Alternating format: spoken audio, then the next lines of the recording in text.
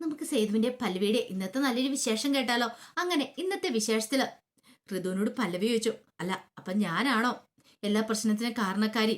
ഋതു പറഞ്ഞു, അല്ല പല്ലവി ഇത് എന്തു ഭാവിച്ച? ജിത്തു ഒരു തെറ്റും ചെയ്തിട്ടില്ല. അല്ലെങ്കിൽ സേതുവിന്റെ ദേഹത്തേക്ക് കറി വീണ ജിത്തു മനഃപൂർവ്വം ചെയ്തതാണെന്നാണോ പല്ലവി വിചാരിക്കുന്നു? ഒരിക്കലും അല്ല, അതറിയാതെ സംഭവിച്ചു പോയ തെറ്റാ. പല്ലവി പറഞ്ഞു, അതൊക്കെ വെറും തോന്നല് മാത്രം ഋതു. നിനക്ക് ഇന്റർനെ എതിരായിട്ട് മനസ്സിലാകാത്തോണ്ടാ. അവനൊരു സൈക്കോ മൈൻഡാ. സൈക്കോ മൈൻഡോ? കുറെ നാളായി ഞാൻ കേൾക്കണം സൈക്കോ സൈക്കോ സൈക്കോ. നിനക്കിത് എങ്ങനെ പറയാൻ തോന്നുന്നു പല്ലവി? ഹും, അതെ, എന്റെ ഭർത്താവാ ഇന്ദ്രൻ. ആ കാര്യം മറന്നു പോരുത്. പല്ലവി പറഞ്ഞ, അതെനിക്കറിയാം. ശരിക്കും പറഞ്ഞാല് അവനിപ്പോ എന്താ ചെയ്യേണ്ടതെന്നറിയാവോ? ഉം, അങ്ങനെ എന്തേലും അറിവില്ലായ്മയോട് പറ്റിപ്പോയതാണെങ്കിൽ അവന് സേതുവണ്ണനോട് സോറി പറയുകയോ ചെയ്യണ്ടേ? അതിന് പകരം അതിന് സേതുവണ്ണനോട് സോറി പറയാൻ പാത്രം ഇവിടെ സംഭവിച്ചിട്ടില്ല. സേതുവണ്ണന്റെ ദേഹത്ത് മനഃപൂർവ്വം കറി കോരി ഒഴിച്ചതുമല്ല. പല്ലവി ചോദിച്ചു, അല്ല ഋതു, നിനക്ക് എല്ലാ കാര്യങ്ങളും അറിയാം, പകല് പോലെ വ്യക്തമാ. നിനക്ക് ഇന്ത്യനെ കുറിച്ച് എല്ലാം അറിയാം. പക്ഷെ നീ കണ്ണടച്ച് ഇരുട്ടാക്കാൻ ശ്രമിക്കുക. നീ ഇത് ആരെ പ്രൊട്ടക്ട് ചെയ്യാൻ വേണ്ടിയിട്ടാ? അവനെയോ? അല്ല, എന്താ പല്ലവി നീ ഉദ്ദേശിച്ചിരിക്കുന്നത്? ഞാൻ ആരും പ്രൊട്ടക്ട് ചെയ്യാനൊന്നുമല്ല. എന്റെ ജിത്ത് പാവാ. എന്റെ ജിത്ത് അങ്ങനെയൊന്നും ചെയ്യത്തില്ല. പാവാണ് പോലും. ഒരിക്കൽ നീ ഇത് തിരുത്തി പറയണ സമയം വരും. ഞാൻ അവനെ മനസ്സിലാക്കിയിടത്തോളം നീ മനസ്സിലാക്കിയിട്ടില്ല. നീ എന്ത് മനസ്സിലാക്കുന്ന പല്ലവി? നീ ഒരു മണിക്കൂർ പോലും ജിത്തിനോടൊപ്പം താമസിച്ചിട്ടില്ലല്ലോ. പിന്നെ നീ ഇപ്പൊ എന്ത് പറയാനായിട്ടാ? പല്ലവിക്ക് നല്ല ദേഷ്യം വരുന്നുണ്ട്. ഇവളോട് ഇനി ഒന്നും പറഞ്ഞിട്ട് കാര്യമില്ലെന്ന് മനസ്സിലായി. പറഞ്ഞാലും ഇവളുടെ തലമണ്ടയിലേക്ക് കയറാൻ പോകുന്നില്ല. ഋതു പറഞ്ഞു, പല്ലവി ഇനി മേലാൽ ഇങ്ങനത്തെ കാര്യം പറഞ്ഞുകൊണ്ട് എന്റെ അടുത്തേക്ക് വന്നേക്കരുത്. അപ്പോഴേക്കും പല്ലവി പറഞ്ഞു, എനിക്ക് നിന്നോട് സഹതാപം തോന്നേ. ഒരുപക്ഷെ നീ ഒന്ന് വിചാരിക്കുവാണെങ്കിൽ നമുക്ക് ഇന്ദ്രനെ മാറ്റിയെടുക്കാൻ സാധിക്കും. അവന് നല്ല ട്രീറ്റ്മെന്റ് കൊടുക്കുവാണെങ്കിൽ അവന്റെ സ്വഭാവം മാറ്റിയെടുക്കാം. എന്ത് ട്രീറ്റ്മെന്റ്? എന്റെ ജിത്തിനും ഭ്രാന്താണെന്ന് നീ പറയണേ? അതൊരിക്കലും ഇല്ല പല്ലവി. അതൊക്കെ നിന്റെയൊക്കെ വെറും തോന്നല് മാത്ര. ദേ, എന്നെയും ജിത്തിനെയും തമ്മിൽ അകറ്റാൻ വേണ്ടി ശ്രമിച്ചാണ്ടല്ലോ, ഞാൻ ഒന്നിനെയും വെറുതെ വിടത്തില്ല. എനിക്കറിയാം എന്താ ഏതാന്നൊക്കെ. നിന്നോട് ഞാൻ അപ്പോഴേ പറഞ്ഞല്ലേ കല്യാണം കഴിഞ്ഞ് ഇങ്ങോട്ടേക്ക് വരണ്ടെന്ന്. കല്യാണം കഴിഞ്ഞ് ഇങ്ങോട്ടേക്ക് വരണ്ടെന്നോ? പിന്നെ കല്യാണം കഴിഞ്ഞ് അങ്ങോട്ടേക്ക് പോണേ? അത് പിന്നെ വേറെവിടെയും വാടക വീടെടുത്ത് താമസിച്ച പോരായിരുന്നോ? ഋതു, കല്യാണം കഴിഞ്ഞ ഭർത്താവിന്റെ വീട്ടിലാ ഭാര്യ വന്ന് താമസിക്കുന്നത്, അല്ലാതെ വാടക വീട്ടിലല്ല. കാരണം ഋതുവിനറിയാം താൻ പറയുന്നത് തെറ്റാന്നുള്ള കാര്യം. പക്ഷെ പിടിച്ചിരിക്കാൻ വേണ്ടി പറഞ്ഞല്ലേ മതിയാവുള്ളൂ. അപ്പോഴേക്കും ഋതു പറഞ്ഞു, എന്നും പറഞ്ഞോണ്ട് ഇവിടെ ചേരത്തില്ലേ, പിന്നെ മാറിപ്പോകുന്നതല്ല നല്ലത്. എന്തിനു മാറിപ്പോണം? ഇനിയിപ്പോൾ ആകാശ് പിടിഞ്ഞു വീണാലും ശരി, ഞാൻ ഇവിടെ തന്നെ നിൽക്കത്തുള്ളൂ. ഞാൻ സേതുവേട്ടനോടൊപ്പം ഈ വീട്ടിൽ തന്നെ നിൽക്കത്തുള്ളൂ. ഒരു ഇന്ദ്രനെയും ചന്ദ്രനെയും പേടിച്ച് ഞാൻ ഇവിടുന്ന് മാറിപ്പോകാൻ പോകുന്നില്ല. അതും പറഞ്ഞിട്ട് ദേഷ്യപ്പെട്ട് പല്ലവി അകത്തേക്ക് കയറിപ്പോയി. ഋതുവിന് നല്ല ദേഷ്യമായി. പക്ഷെ പറഞ്ഞിട്ട് കാര്യമില്ല. അതിനുശേഷം പല്ലവി അടുക്കളയിൽ പോയി അടുക്കള ജോലികളൊക്കെ ചെയ്തുകൊണ്ടിരിക്കുക. കറിക്കുള്ള വെജിറ്റബിൾസ് ഒക്കെ കട്ട് ചെയ്തുകൊണ്ടിരിക്കുന്ന സമയത്ത് ഇന്ദ്രൻ അങ്ങോട്ടേക്ക് വന്നു. ഇന്ദ്രൻ വന്നിട്ട് പല്ലവിയുടെ അടുത്ത് തന്നെ നിന്നു. പക്ഷെ അത് പല്ലവി കണ്ടില്ല. പല്ലവി പെട്ടെന്ന് തിരിഞ്ഞു പോയി കഴിഞ്ഞപ്പോൾ ഇന്ദ്രൻ അടുത്തിരിക്കുന്നു. പക്ഷെ പല്ലവി പേടിച്ചില്ല. മുമ്പാണ് പല്ലവിക്ക് നല്ല പേടിയാവുമായിരുന്നു. പക്ഷെ ഇപ്പം പല്ലവിക്ക് ലേശം പേടിയില്ല. പല്ലവി ഇന്ദ്രനോട് എന്താ? ഒന്നുമില്ല. അല്ല, കാര്യം എന്താ? നീ എന്തിനാ ഇന്ദ്രൻ എൻ്റെ അടുത്ത് വന്ന് നിൽക്കുന്നേ? അത് പിന്നെ പല്ലവി, ഞാൻ പല്ലവിയോ? ദേ, എന്നെ ഏട്ടത്തിയമ്മന്ന് വിളിച്ചോളാം. നിന്റെ ചേട്ടന്റെ ഭാര്യയെ ഞാൻ അങ്ങനെ വിളിച്ചോളാം. പല്ലവി എന്നുള്ള നാമം ഇവിടെ മിണ്ടിപ്പോയേക്കരുത്. അത് പിന്നെ എനിക്ക് നിന്നോടൊരു കാര്യം പറയാണ്ട്. എന്ത് കാര്യം? എനിക്ക് നിന്നെ അങ്ങനെ കാണാൻ പറ്റില്ല. എങ്ങനെ കാണാൻ പറ്റില്ല? ഏട്ടത്തിയമ്മയായിട്ട് കാണാൻ പറ്റില്ല. എനിക്ക് നിന്നെ പഴയതുപോലെ കാണാൻ പറ്റുള്ളൂ. എൻ്റെ മനസ്സിൽ ഇപ്പോഴും നീ തന്നെയാ. നീ ഇല്ലാതെ എനിക്കൊരു ജീവിതം പോലും ഇല്ല. പല്ലവി പറഞ്ഞത് അനാവശ്യം പറഞ്ഞു വന്നാണ്ടല്ലോ. ഇന്ദ്ര, എൻ്റെ സ്വഭാവം നിനക്ക് അറിയത്തില്ല. നീ എന്തൊക്കെ പറഞ്ഞാലും ശരി, എനിക്കിനി നിന്നെ പുതിയ രീതിയിൽ കാണാൻ പറ്റില്ല. പല്ലവി പറഞ്ഞു, നിനക്കൊരു കുടുംബമുണ്ട്. നീ ഋതുവിനെ കല്യാണം കഴിച്ച അറിയാലോ. അവളുടെ വയറ്റിലൊരു കുഞ്ഞുണ്ട്. ആ കുഞ്ഞിന്റെ അച്ഛനായിട്ട് മര്യാദയ്ക്ക് നല്ലൊരു ഭർത്താവായിട്ട് ജീവിക്കാൻ നോക്ക്. അല്ലാതെ ഇവിടെ വെച്ച് വിളച്ചിലെടുത്താണ്ടല്ലോ, നിന്നെ ഞാൻ വെറുതെ വിടത്തില്ല. നീ എന്ത് ചെയ്യും എന്ന് പല്ലവി തിരിച്ച് ഇന്ദ്രൻ ചോദിക്കുക. എന്ത് ചെയ്യുന്നു? നീ കാണിച്ചിടും, എന്നാ നീ കൊല്ലടി. അതും പറഞ്ഞുകൊണ്ട് ഇന്ദ്രൻ പല്ലവിയുടെ കൈ എടുത്ത് എന്റെ കഴുത്തിലേക്ക് വെക്കണം. പല്ലവി പറഞ്ഞു, വിടറാന്ന് പറയണം. നാണമില്ലാത്തവനെ, മേലാൽ ഇമ്മാതിരി പരിപാടിയായിട്ട് എൻ്റെ അടുത്ത് വന്നാണ്ടല്ലോ, നിന്നെ വെച്ചേക്കില്ല, കാണിച്ചു തരും. ഓഹോ, അത്രയ്ക്ക് ഇതാണോ? എന്തൊക്കെ കാണിച്ചെന്ന് പറഞ്ഞാൽ നീ എൻ്റെ മനസ്സിൽ നിന്ന് പോകാൻ പോകുന്നില്ല. നീ എൻ്റെ മനസ്സിൽ തന്നെ ഉണ്ടായിരിക്കും. അവിടെ വേറെ ആർക്കും ഒരു സ്ഥാനം ഉണ്ടാകാൻ പോകുന്നില്ല. എടാ, നീ എന്താടാ പറഞ്ഞേ?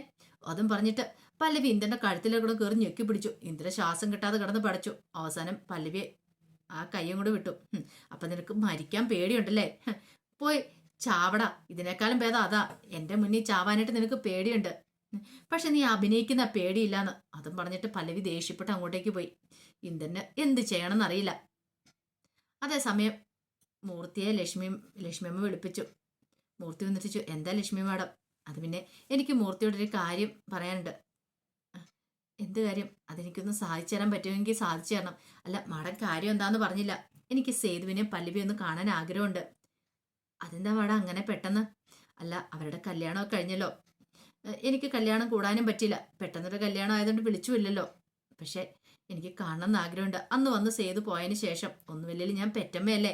മകന്റെ കല്യാണം കഴിഞ്ഞപ്പോൾ അവനെ കാണണമെന്ന് ഏതമ്മയ്ക്ക് ആഗ്രഹമില്ലാത്തേ.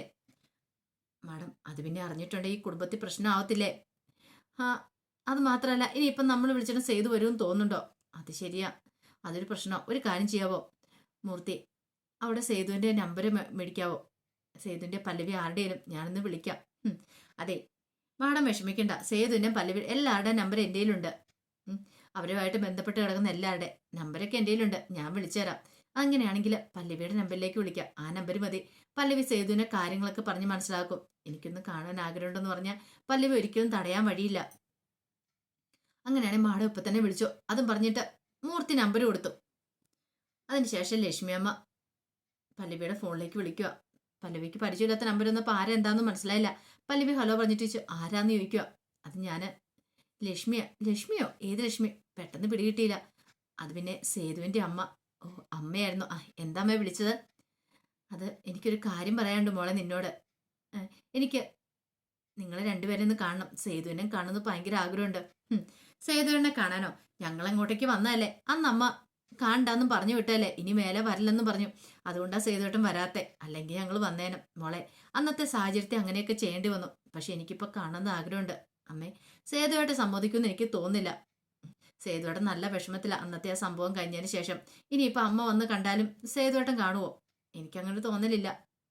സമ്മതിക്കുമെന്ന് തോന്നില്ല മോളെ. ഞാൻ പറഞ്ഞല്ലോ, എൻ്റെ സാഹചര്യം കൊണ്ടാണ് ഞാൻ അങ്ങനെയൊക്കെ പറഞ്ഞത്. എനിക്ക് ആഗ്രഹമില്ലാഞ്ഞിട്ടാണോ നിങ്ങളെ കാണാതെ? പക്ഷെ നിങ്ങൾ രണ്ടുപേരും കല്യാണം കഴിഞ്ഞതിന് ശേഷം കാണണമെന്ന് എനിക്ക് ആഗ്രഹമുണ്ട്. അതുകൊണ്ടാണ് ഞാനിപ്പം മൂർത്തിയുടെ കയ്യിൽ നിന്ന് നമ്പർ വാങ്ങി വിളിക്കുന്നത്.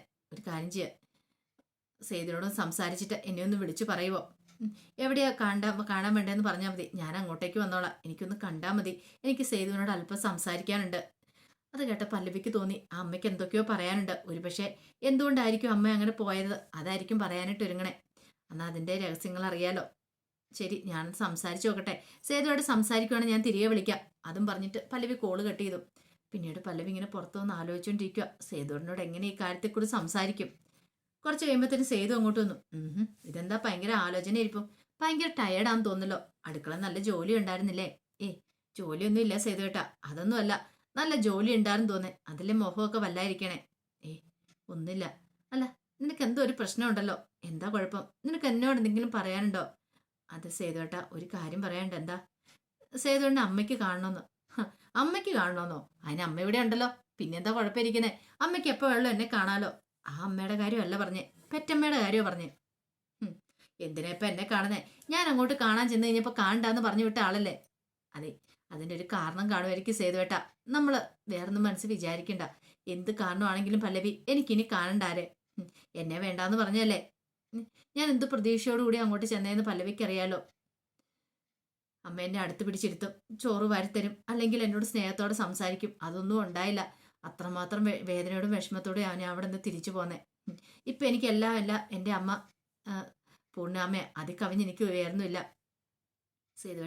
സേതുവേട്ടൻ കണ്ണടച്ചിരുട്ടാക്കാൻ ശ്രമിക്കരുത്. എനിക്കറിയാം സേതുവേട്ടൻ്റെ മനസ്സ്. സേതുവേട്ടൻ്റെ മനസ്സിൽ ഇപ്പോഴും ആ പെറ്റമ്മയുടെ അതേപോലെ സ്നേഹമുണ്ട്. പക്ഷെ അത് പുറമേ കാണിക്കുന്നില്ലെന്ന് മാത്രമേ ഉള്ളൂ. സേതുവേട്ടൻ അതുകൊണ്ട് ഞാൻ പറയുന്ന അനുസരിക്ക്. അമ്മ കാണണമെന്ന് ആഗ്രഹം പറഞ്ഞല്ലേ. സേതുവേട്ടൻ ഒന്ന് സമ്മതിക്ക്. നമുക്ക് പ്രത്യേകിച്ചൊന്നും നഷ്ടപ്പെടാനൊന്നും ഇല്ലല്ലോ. സേതുവേട്ടന് ഇഷ്ടമില്ല എന്ന് പറഞ്ഞാലും സേതുവേട്ടൻ്റെ മനസ്സിൽ അമ്മയുണ്ടെന്ന് എനിക്ക് നന്നായിട്ടറിയാം. അവസാനം സേതുവിന് സമ്മതിക്കേണ്ടതായിട്ട് വന്നു. അതേസമയം പല്ലവി പറഞ്ഞു, സേതുവേട്ടന് കുഴപ്പമൊന്നുമില്ല, ഞാൻ വിളിച്ച് പറയട്ടെ കാണാമെന്ന്. ശരി, അങ്ങനെയാണെങ്കിൽ നമുക്ക് കാണാം, ക്ഷേത്രത്തിൽ വെച്ച് കാണാമെന്ന് പറയാം.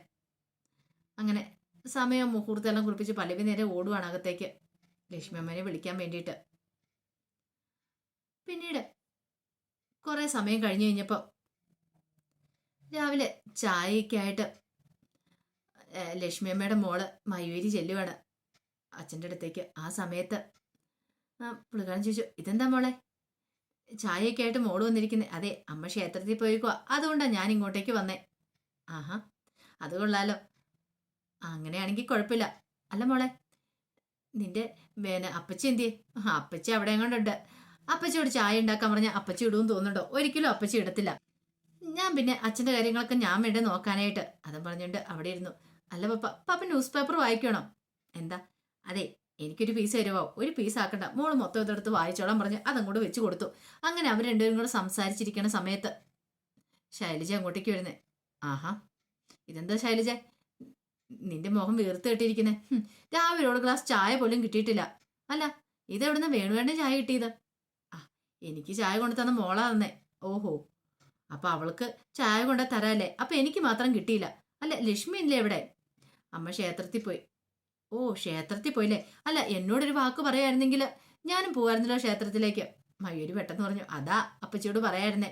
സ്വസ്ഥതയോടും സമാധാനത്തോടും കൂടി പ്രാർത്ഥിക്കാൻ പോയതാ. അത് കേട്ടപ്പോ ശൈലജ പറഞ്ഞു. നീ അത്രയ്ക്കൊന്നും പറയണ്ട, എന്നെ കളിയാക്കുകയും വേണ്ട. പിന്നെ ലക്ഷ്മി ഉണ്ടല്ലോ, ക്ഷേത്രത്തിലേക്ക് തനിച്ചു പോയിട്ടുണ്ടെങ്കിൽ അതിന്റെ പിന്നിൽ എന്തോ ഒരു കാരണമുണ്ട്. അപ്പോഴേക്കും വേണു പറഞ്ഞു. എന്ത് കാരണം? അവൾ അങ്ങനെയൊന്നും അല്ല, അവൾ തൊഴുത് പ്രാർത്ഥിക്കാൻ പോകുന്നല്ലേ. അച്ഛനും മോളും അതൊക്കെ വിശ്വസിച്ചോണ്ടിരുന്നു. പക്ഷെ ഇതൊന്നും അല്ല. അപ്പോഴേക്കും മയൂരിച്ചു. അല്ല, ഇതുവരെയായിട്ടും അപ്പച്ചിക്ക് അമ്മയുടെ മേലുള്ള കുറ്റം തീർന്നില്ലേ? പപ്പ ഇതൊന്നും വിശ്വസിക്കണ്ട കേട്ടോ. അപ്പച്ചിയുടെ സ്വഭാവം അറിയാലോ. വന്ന കാലം തൊട്ട് അമ്മ ഇങ്ങനെ കുറ്റപ്പെടുത്താൻ തുടങ്ങിയതാ, നാത്തൂമ്പോര് തുടങ്ങിയതാ. ഇതുവരെയായിട്ട് അതിന്റെ കുറവ് വന്നിട്ടില്ല. വേണു പറഞ്ഞു. നിനക്ക് എന്താ ശൈലജയെ? അവള് പോയി പ്രാർത്ഥിച്ചിട്ട് വട്ടെ ക്ഷേത്രത്തിൽ പോയി. പ്രാർത്ഥിച്ചിട്ട് വരുന്ന പോലും ഒരു ദിവസം അറിയും ഭാര്യയെക്കുറിച്ചുള്ള കാര്യങ്ങളൊക്കെ. കണ്ടോ, ഇങ്ങനെ പോയിട്ടുണ്ടെങ്കിൽ അധികം വൈകാതെ അത് അറിയും എന്ന് പറഞ്ഞ ശൈലജ അങ്ങോട്ടേക്ക് പോയി. അപ്പോഴേക്കും മയൂരി ചോദിച്ചു. അല്ല, പപ്പ വിശ്വസിക്കുന്നുണ്ടോ അമ്മ എന്തെങ്കിലും കള്ളത്തരം കാണിക്കുന്നുണ്ടെന്ന്? ഇല്ല, അവൾ എന്തുണ്ടല്ലോ എന്നോട് തുറന്നു പറയും, ഒന്നും മറച്ചു വെക്കാറില്ല. പിന്നീട് മയൂരി മുറിയിലേക്ക് വന്നിങ്ങനെ ആലോചിക്കുവാണ്. എന്തെങ്കിലും അമ്മയുടെ മനസ്സിലുണ്ടോ? അമ്മ ആരോടും പറയാതെ, അല്ലെങ്കിൽ അപ്പച്ചിയെ പോലും കൂട്ടാതെ ക്ഷേത്രത്തിലേക്ക് തനിച്ചു പോയത് എന്താ? ഏതോ ഒരു ക്ഷേത്രത്തിന്റെ പേര് പറഞ്ഞു. താൻ കേട്ടിട്ട് പോലും ഇല്ലാത്തൊരു ക്ഷേത്രത്തിന്റെ പേരാ. എന്താ ഏതാന്നൊക്കെ മനസ്സിലേക്ക് ചില ചിന്തകളൊക്കെ വരുന്നുണ്ട്. അപ്പൊ അതിന്റെ വിശേഷങ്ങളൊക്കെ എന്ന് കാണുന്നേ. ഇതിന്റെ ബാക്കി വിശേഷങ്ങളുമായിട്ട് വൈകുന്നേരത്തെ പ്രമോയി വരാട്ടോ. ഒരിക്കൽ കൂടി എല്ലാവർക്കും ശുഭദിനം നേർന്നുകൊണ്ട് നിർത്തുന്നു.